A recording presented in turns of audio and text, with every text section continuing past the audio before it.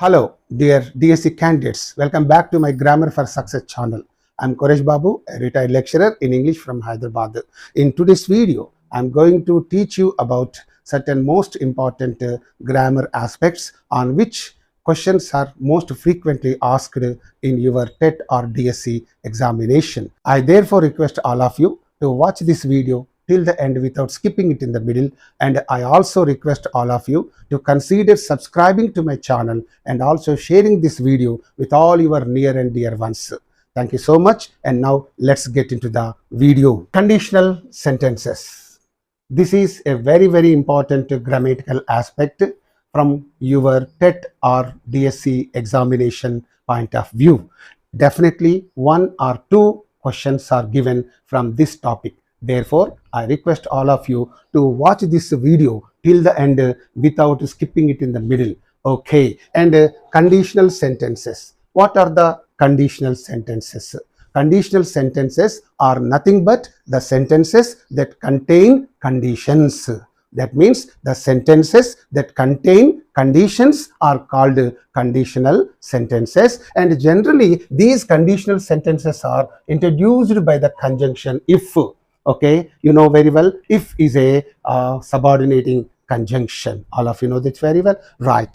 And usually they are introduced by the conjunction if. This point is also clearly given on this slide, because you can repeatedly watch this video, okay, and you can understand the things very clearly without any difficulty, right?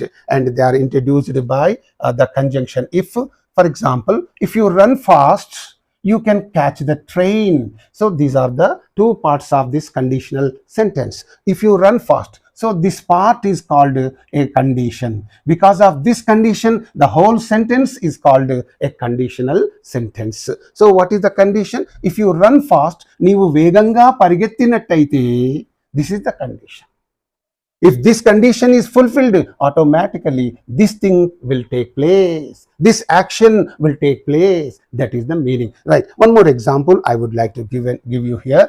If she works hard, she will pass. So what is the condition of this sentence? If she works hard, this is the condition, and but for this, the whole sentence is called a conditional sentence, right? And one more example I would like to give you here. If it stops raining, we shall resume our journey, right? If it stops raining, this is the condition. And if this condition gets fulfilled, automatically the remaining, this action will take place. Okay, so in this way, all the conditional sentences will begin with if, okay, a subordinating conjunction. Okay, this one point you have learned here, and now let's move on to the next point. What is that? Parts of conditional sentences. You know, each and every conditional sentence has two parts. One is if clause part, the other one is main clause part. Okay, that I have also mentioned here. What is that? Each and every conditional sentence has two parts. What are they? Here you pay attention. If clause part, and the next one is main clause part. One example I would like to give you here to make you understand this aspect. Okay, what is that? If it rains, we shall stay at home. So here, what is the condition here? If it rains, this is the condition, and but for this, the whole sentence is called a conditional sentence, that you know very well. And here, if at all the conditional sentence is given at the beginning, there will be a comma. You have to cut the sentence up to there. So this becomes what? If clause part, and this becomes a main clause part.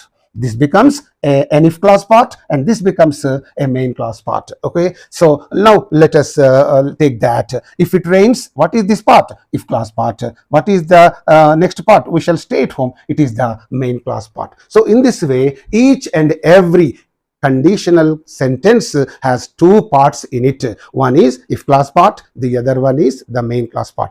So if clause part can be given at the beginning of the sentence or in the middle of the sentence. So here in all these examples, if clause is given at the beginning only, the main clause is given next. Okay, right? So whatever it is, whether you can say we shall stay at home if it rains, that does not make any big difference. If it rains, we shall stay at home. That is correct. We shall stay at home if it rains. So that means, first if class part, then main class part, it's okay. First main class part, then if class part, that is also okay. And that does not make any big difference. But one important thing, if the conditional, if class part is given at the beginning, there will be a comma indicating that the condition is over. So here you look at that. If you run fast, comma is there. If she works hard, comma is there. If it stops raining, comma is there. If it rains, comma is there. You see that? So if class part is given at the beginning of the sentence to indicate that if class part, comma is given. If at all it is given after the main class part, then there will be no comma at all. Okay. Please keep this additional information in your mind. And now let's move on to other things. Kinds of conditional sentences. Okay. Just now you have learnt two important things. What are they? The concept of conditional sentences and the parts of conditional sentences. Okay, that is there. Now we are going to learn about the kinds of conditional sentences. How many kinds of conditional sentences are there? Now let us look at that. There are as many as 4 kinds of conditional sentences. There are 4 kinds of conditional sentences. What are they? Let us look at all those conditional sentences. Zero or general conditional sentences. This is the first one. And the second one is open or simple conditional sentences. That's the second one. Impossible or improbable or imaginary conditional sentences. Okay. And the fourth one is unfulfilled conditional sentences. So in this way, there are 4 kinds of conditional sentences. All these conditional sentences are very, very important from all your competitive examinations point of view, right? And one very important aspect of these conditional sentences is what is that each kind has its own verb pattern. This is very important. That means in all these 4 kinds of conditional sentences, the verb pattern is different.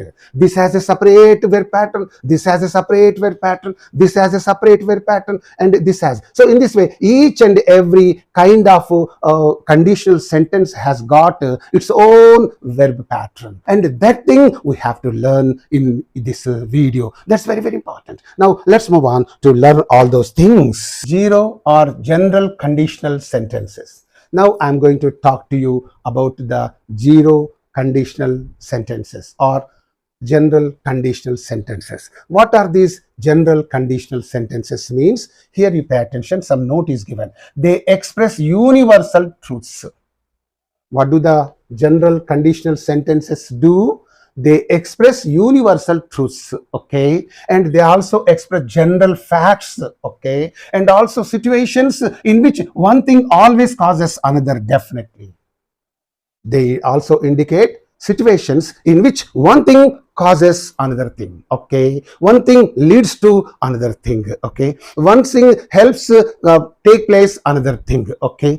For these things, these general conditional sentences are used.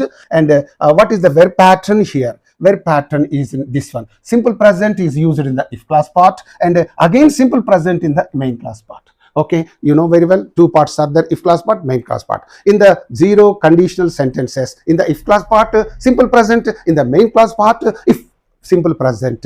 So this is the specialty of this general conditional sentences. Now let us take some examples. Okay, if you heat water, this is simple present. Okay, if you heat water, what happens? It boils.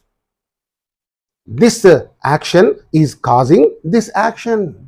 The result is certain. So in this simple present and in this also simple present. And if you touch fire, it burns you. Simple present and simple present. If you touch fire, what happens? It burns you. It's quite natural. It will definitely happen. It will definitely happen, right? And here, if I don't brush my teeth, I get cavities. Simple present, certain result, okay? And next, if you press the switch, if the engine starts. If you press this switch, the engine starts. Simple present and simple present. And one more thing, if he drives rashly, he meets with an accident. So here, one action leads to another action. Definite action. Therefore, the results are certain. These are called general conditional sentences. And remember, in the general conditional sentences, in the if class part, simple present is used. In the main class part also, simple present is used. So this point you have to understand, right? Now let's go to the next important one. Second one, open or simple or probable conditional sentences. Okay, and these conditional sentences are called by three names. Okay, open conditional sentences, simple conditional sentences, probable conditional sentences. Okay, that's why we can call these conditional sentences by any one of these three names. And what are these conditional sentences used for? Okay, here you pay attention. They are used to express certain situations in which the outcome is likely, the result is likely. It may happen, but not guaranteed. Remember, it is not guaranteed. Okay, it is likely to happen in the future. It's likely to happen. It will happen, but we are not damn sure that it will definitely happen. Okay, it's not guaranteed means you don't think that the action will definitely take place or definitely happen. So that is there. And let us see the verb pattern used in these conditional sentences. Simple present is used in the if clause part, and shall or will or can or may or must plus base form verb. Base form verb means the present tense form of the verb, that is the first form of the verb, that is used in the main clause part, and preferably will is used in the main clause part. That point you have to keep in your mind. And now let us look at the examples. Okay, if it rains, okay, we shall postpone our picnic. So here you see, if it rains means if at all this action gets fulfilled, this is likely to happen in the future. This is very likely to happen. If it rains, we shall postpone our picnic, but it's not guaranteed. Remember only that point. We shall postpone our picnic, it's there, but it is not guaranteed. Okay, it's a likely action. Okay, likely result. And here one more example. If you study harder, what happens? You will get a first class. Okay, it's a this is likely to happen. If you study harder, you are likely to get a first class. Okay, not damn sure that you are going to get a first class, but you will get first class. That is also there. And one more important thing is there. If I find your pen, I shall give it to you. So if I find your pen, what happens? I shall return that to you. Okay, if this action gets fulfilled, this action will take place. This action is likely to happen in the future. These actions are likely to happen if these actions take place. If these actions take place, these results are likely to happen in the future. So this point. So in this way, these open conditional sentences, simple conditional sentences, probable conditional sentences are used for. Okay, right. Now let's move on to learn about the next kind of conditional sentences. And the third one is there, impossible, improbable, imaginary conditional sentences. Okay, these conditional sentences have three names: impossible conditional sentences, improbable conditional sentences, imaginary conditional sentences. You can call them by any one of these three names. Okay, and then what are these conditional sentences used for? Okay, let us see that. We use them only when we talk about something which is purely impossible and imaginary, to indicate purely imaginary, purely impossible conditions. To indicate such things, we use only these conditional sentences. And let us look at the verb pattern used in this verb pattern. Simple past is used in the if clause part, would or should or could or might plus base form verb, and in the main clause part. See, remember, in the if clause part, simple past tense is used. Remember, whenever you find simple past in the if clause part, you must immediately think it is an impossible conditional sentence. Okay, and in the main clause part, there must be a sentence with should do, would do, could do, might, and plus base form verb. Okay, would do, should do, could do, might, base form is again the present tense form of the verb, and preferably what? Would should be used. Okay, now let us look at the examples. If we flew away, మనము ఎగిరి వెళ్ళినట్టయితే, is it a possible condition? Is it possible for you? Is it possible for me? But sometimes we happen to say that మనం ఎగిరి వెళ్ళినట్టయితే we could reach there in time. మేము అక్కడికి సకాలంలో చేరుకోగలము. మనం ఎగిరి వెళ్ళము, అక్కడికి సకాలంలో చేరుకోం. That is quite impossible. So here this condition is an impossible conditional sentence. And therefore, in the now you see the verb pattern in the if clause part, simple past is used. In the main clause part, could plus base form verb is used. Could reach. Okay, and now you go to the next example. If I were you, so here were is used. So it is in the subjunctive mood. Generally for I we have to use am in the present tense, was in the past tense. But in this, in the impossible conditional sentences only, we have to use only were and nothing else. Whatever may be the person here, whether it is I or we or he or she or it or they, whoever may be the person here, what the be form were must be used here. I were, he were, she were, they were, only like that. Please, this is a special thing you have to learn here. What is that? Whatever may be the person in the of the sentence, the be form must be always were, because it is an impossible conditional sentence. Okay, if I were you, నేను నీ place లో ఉండినట్టయితే, నేను నీవైనట్టయితే, నేను నీవైతానా? పోనీ నువ్వు నేనైతానా చెప్పు. You cannot. I cannot become you, you cannot become me. It's impossible. If I were you, నేనే గనుక నీ ప్లేస్లో ఉంటేనారా. Sometimes you say that. నేను నీ ప్లేస్లో ఉండను, నా ప్లేస్లో ఉండవు. That is a different matter. It's an impossible thing, but we happen to say that sometimes. If I were you, నేను నీ ప్లేస్లో ఉండినట్టయితే, లేకపోతే నేను నీవైనట్టయితే, I would propose to her. నేను నీవైనట్టయితే నేను ఆమెకు ప్రపోజ్ చేసేవాడిని. I would propose her. Would plus base form verb, right? Impossible conditional sentence. And here, if he were an Ambani, atadu oka Ambani ainattaite, can he become an Ambani? Or can Ambani become he? Poni Ambani anni kotla rich man, he is a wealthy man. Can he become he? Ambani itadu galedi, itadu Ambani kaledi. It's quite impossible. Amdike appudu antu nene ganaka Ambani naite nara, nene prime minister naite, నేనే chief minister అయితే, you happen to say that in your everyday life. That at a time you have to say, if I were or if he were. See, I were, you heard it here. If he were an Ambani, atadu oka Ambani ainattaite, he would buy a flat in Burj Khalifa in Dubai. Dubai loni Burj Khalifa lo atadu oka flat kontadu. వీడు కాదు, వాడు కొనడు. That is there, right? It's an impossible conditional sentence, right? You go to the next one. If he studied harder, అతడు కష్టపడి చదివినట్టయితే, that is not possible for that man. అనొచ్చు, you may think is it a possible thing to study harder? Yes, for you it may be easier, for me it may be easier, but for him it is not easy. And that's why if he studied harder, అతడు కష్టపడి చదివినట్టయితే, he would get a first class. కష్టపడి చదవడం కుదరదు, అతనికి first class రాదు. It's an impossible conditional sentence. And next example, if they won the lottery, వారు lottery గెలిచినట్టయితే, it's not possible for them to win. So if they won the match, they would buy a Rolls Royce. Rolls Royce is a very costly car, 5 crores or 6 crores car. So if they won the lottery, వారు లాటరీని గెలిచినట్టయితే, వారు Rolls Royce కార్ను ఒకటి కొంటారు. Something like that. And let's go to the last example. If I had wings, is it a possible thing? నాకు రెక్కలు ఉండినట్టయితే, నేను రెక్కలు కలిగి ఉండినట్టయితే, can you have wings?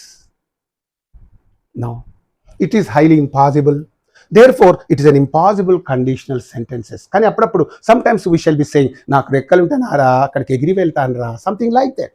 So whenever you want to say that, then you have to say, if I had wings, నాకు రెక్కలు ఉండినట్టయితే, I could fly away, నేను ఎగిరి వెళ్ళగలిగేవాడిని, something like that in Telugu. So in all these sentences you find that in the if clause part only the simple past tense. If you happen to use the be form, only were you have to use. And in all the main clause parts, you have to use either would or should or could or might. Preferably would you have to use.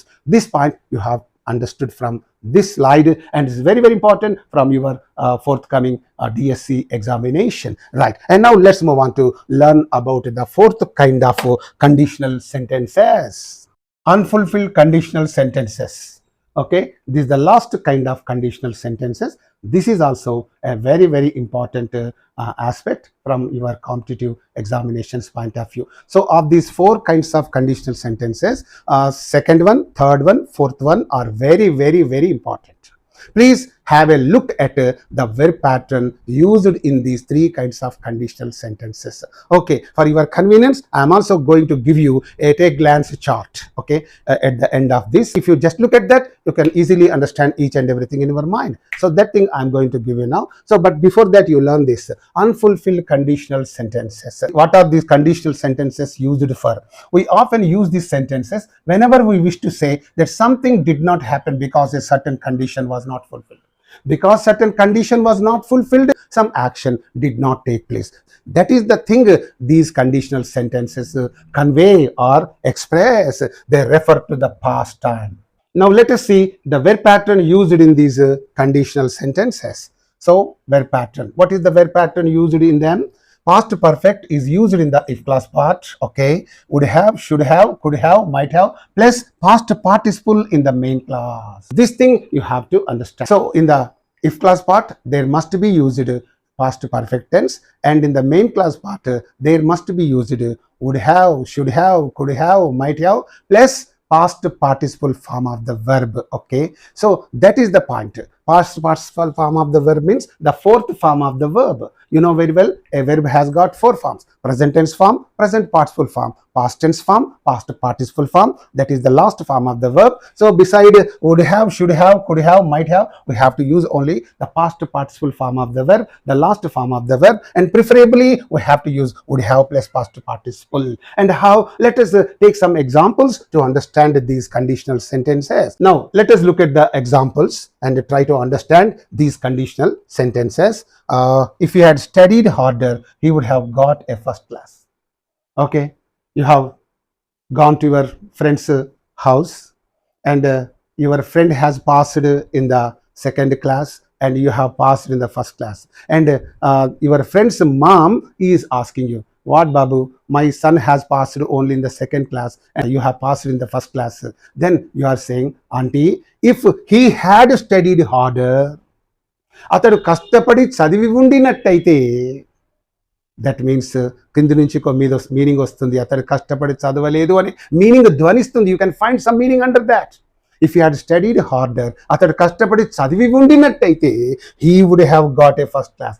అతడు first క్లాస్లో pass అయి ఉండేవాడు, చదవలేదు కాబట్టి pass కాలేదు అని another meaning you can find in this sentence. Are you following me? Right. Therefore, if he had studied harder, he would have got a first class. Okay. Here meaning also have given, he did not study hard, and as such he did not get a first class. That is the meaning of this. అతడు కష్టపడి చదవలేదు, అందువల్ల అతడు first class పొందలేకపోయాడు. That is the meaning of that. Okay. And you go to other examples. If she had tried again, what is the meaning of this? ఆమె మళ్ళీ ప్రయత్నించి ఉండినట్టయితే, should have succeeded. ఆమె విజయము పొంది ఉండేది, మళ్ళీ ప్రయత్నించలేదు కాబట్టి జయం పొందలేదు. Something like that. And here you go to the next example. If I had seen her drowning, నేను ఆమె మునిగిపోతూ ఉండడం చూచి ఉండినట్టయితే, I could have saved her. నేను ఆమెను రక్షించి ఉండేవాడిని, నేను చూడలేదు కాబట్టి ఆమె రక్షించలేదు. That's the meaning of that. It refers to the past time, right? And here, if they had followed my advice, వారు నా యొక్క అడ్వైజ్ అనుసరించి ఉండినట్టయితే, అంటే from that itself you understand that they have not followed your advice. And వారు నా యొక్క అడ్వైజ్ను follow చేసి ఉండినట్టయితే, they would not have got into a mess. వారు కష్టాలలో పడి ఉండేవారు కాదు. So in this way, if you observe these unfulfilled conditional sentences, so in the if clause part you find past perfect, in the main clause part would have plus pp, could have plus pp, must have, might have plus pp, should have plus pp. So these things are used. Preferably would have plus pp is used. Pp means past participle form of the verb, right? And now let's move on to learn other things.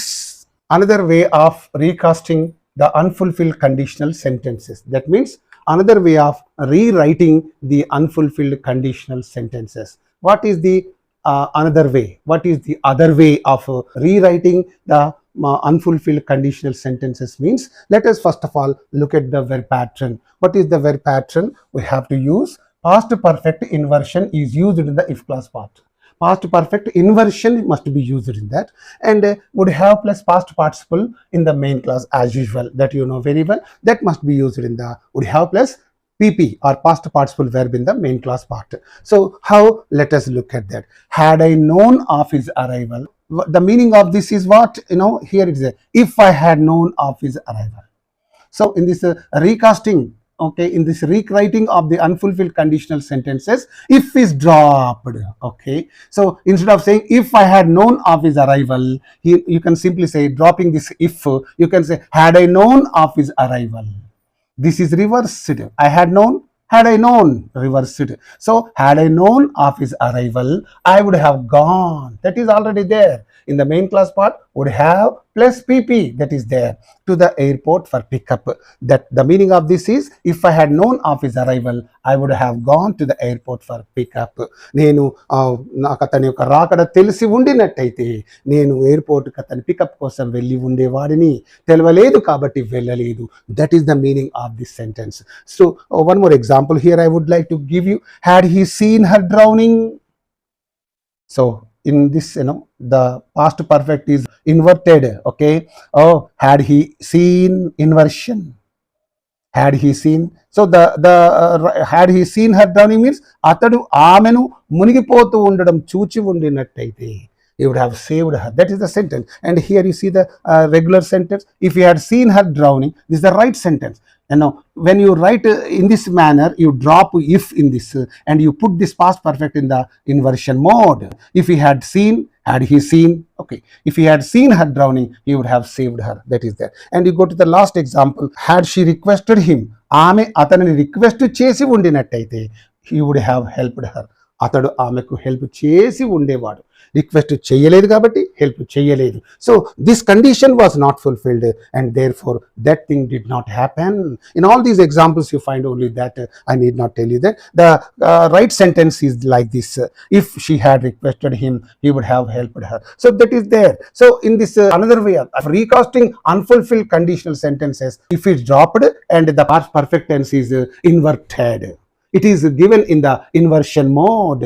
So it is written like this. Had I known. The right sentence, if I had known. So in this, if is dropped and it is put in the inversion mode. So this point you have to understand. It is a very, very important from all your competitive examinations point of view. Don't get confused whenever a sentence begins with had. You must think it is the other way of expressing unfulfilled conditional sentences. That thing you have to understand from this. Now let's move on to learn the next important thing. At a glance chart of conditional sentences. So far you have learned about the four types of conditional sentences, and the idea of these four conditional sentences is given in the form of a small chart. Please, you can easily understand this chart, and this can be kept in your mind, and it will be of great help and use to you in your examinations. And here you pay attention, if class part and main class part, that you know very well. And what is there? Zero conditional sentences. In zero conditional sentence of the if class part, what is used? Simple present. In the main class part, again simple present is used. You know that very well. And open conditional sentences are there. In the open conditional sentences, in the if class part, simple present is used. In the main class part, shall or will or can or may plus base form verb is used. That you know very well. And you go to the next one, impossible conditional sentences. In the impossible conditional sentences, in the if class part, what happens? Simple past is used. In the main class part, should or would or could or might plus base form verb is used. And unfulfilled conditional sentences. In the if class part of these unfulfilled conditional sentences, past perfect tense is used. And in the main class part, should have, would have, could have, might have plus PP. PP means past participle form of the verb. So this is the chart. Please keep this point in your mind, and it will be of great help and use to you. Right. And now let's move on to the next slide. Use of enough. Okay. It is being given in the examination very frequently and repeatedly. Enough is both an adjective and an adverb. So it does two duties. So let us know the use of this enough as an adjective. It is used to qualify. As an adjective, enough is used to qualify a noun. How? I'll give you some examples to make you understand this. There is enough water. Enough. Enough means chalinanta, saripadunanta. That is the meaning. There is enough water in the bottle. బాటిల్లో సరిపోయినంత నీరు ఉన్నది. That is the meaning. And one more example, we have enough time for preparation. Enough time, okay, enough time, adequate time, something like that. And she doesn't have enough rest. So in this way, in all these three examples, enough is used as an adjective, and whenever it is used as an adjective, it will qualify a noun that is immediately beside it. Okay, enough water, enough time, enough rest. This is the use of enough as an adjective. And now let's go to the next one. As an adverb, it is used after an adjective. As an adverb, what does it do? It is used after an adjective. It's very, very important. Okay, after. How? Here you pay attention. She is clever enough. As an adjective, it is used before a noun. As an adverb, it is used after an adjective. Okay, she is clever enough. Clever is an adjective. Clever enough to understand the problem. She is clever enough means she is, she is very clever that she can easily understand the problem. Okay, she is sufficiently clever and therefore she can understand the problem. That is the meaning of that. She is clever enough to understand the problem. Right. India is strong enough to defend itself. India is very strong and therefore it can defend itself. That is the meaning of this. India is strong enough to defend itself. Okay, he is brave enough to go into the forest all alone. Is brave enough, strong enough, clever enough. One more example I would like to give you. They are kind enough to help the poor and needy. So here in this way, when this enough is used as an adverb, it is used after an adjective. Whenever this enough is used as an adjective, it is used before a noun. Keep this slide in your mind. And now let's move on to learn other important grammar aspects. Okay, past habit expressing words. What are the past habit expressing words? Let us look at them. Used to, would. These two are past habit expressing words. When I was a young boy, I used to go to college by bicycle. When I was a young boy, I used to go to college by bicycle. So in other words, you can also say, when I was a young boy, I would go to college by bicycle. I used to go to college by bicycle. I would go to college by bicycle. Both convey the same meaning, no difference at all. So therefore, used to indicates a past habit. Would also indicates a past habit. So I'll give you some more examples to make you understand this. She used to wake up at 5 in the morning. She used to. You are well acquainted with the past time word used to only, but from now onwards you get acquainted even with this word would. Okay, would also indicates a past habits. Okay, right, it also indicates past habits. Right. And the next, they used to play football every evening. Used to, this you know very well. We used to dine at a hotel at the weekends. Used to dine. Right. And now would is also the, we would wake up at 5 in the morning. We used to wake up at 5 in the morning. We would wake up at 5 in the morning. Both convey the same meaning. There is no difference at all in the meaning. And here I have given other examples. He would do exercise for an hour. That was his habit in the past. Okay, and he would take a bath with cold water. That was his habit in the past. And here he would eat 2 chapatis and drink a glass of milk for breakfast. So these are all the past habits of this person. Okay, that is there. Right. And in this way, used to and would are the words indicating past habits of the people. Okay, and now let's move on to the last slide and let us learn some very important grammatical aspects. Negative and positive responses. Okay, what are the negative responses? What are the positive responses? On this particular grammatical aspect also, the examiners are framing questions and trying to confuse you. And let us learn the things clearly here. Okay, then there will be no problem at all. Right. No is always followed by a negative response. No is always followed by a negative response. How? Let us see that. No, I don't. No, I don't. Okay. No, I didn't. Negative. No, he hasn't. No, they won't. These are all the negative responses, and they are followed by this no, no, no. And with S, you see that with S is always followed by a positive response. How? Yes, I did. Okay. Yes, she does. Okay. Yes, we do. Yes, she will. So these are all the positive. So with a positive word with yes, you cannot use a negative. Yes, I don't. If you say this is wrong, with yes, you should not use any negative response. Yes, I don't. No. Similarly, with no, you cannot say no, I did. You cannot say, you cannot use a positive response with no, and with yes, negative response. Okay, these two are wrong. So here, using a positive response with no, using a negative response with yes are equally wrong. Therefore, please, with no, we use only a negative response. With yes, we use only a positive response. Okay, dear DSC candidates, with this video comes to an end.